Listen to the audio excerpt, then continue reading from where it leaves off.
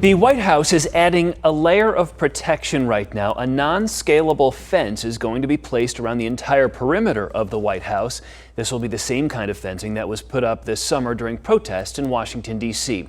The fence comes as police and other officials are getting ready for possible protests as election results come in tomorrow. And here at home, preparations are also being made in anticipation of possible unrest. Yeah, law enforcement setting up emergency command centers, and business owners have been boarding up their property, like downtown Phoenix outside Wells Fargo Arena, where we find our Monica Garcia tonight. Monica.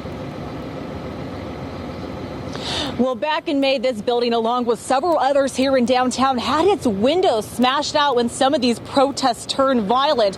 Well, I talked to a spokesperson who says they've decided to board up the entire first floor of this Wells Fargo building, wrapping all the way around the corner. This is just a precaution, they say, to protect their customers and their employees. We're all concerned about the election. It's a high-stakes election, certainly. James Harding with family-owned Riverton Piano in Scottsdale isn't sure what tomorrow will bring. Well, unfortunately, we were one of the businesses that were broken into during the riot in May. He's hoping possible protests and political unrest won't mean the return of looters to his storefront. The folks who broke into our business damaged several of our pianos, some of them handcrafted one-of-a-kind instruments. Like this piano, worth more than $120,000. This one, worth $25,000, was unrepairable. They tried to set our recital hall chairs on fire. They broke a lot of glass. A lot of people have asked questions about demonstrations and whatnot.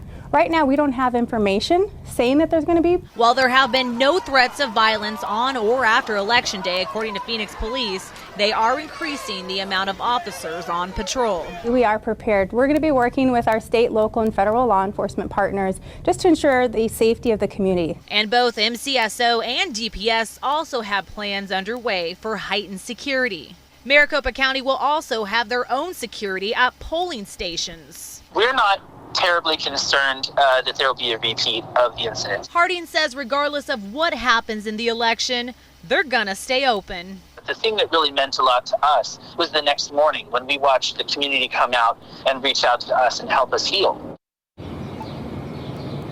So to give you an idea along the path of buildings that were damaged downtown, so far this is the only building that is boarded up with plywood. In downtown Phoenix, I'm Monica Garcia with Arizona's Family.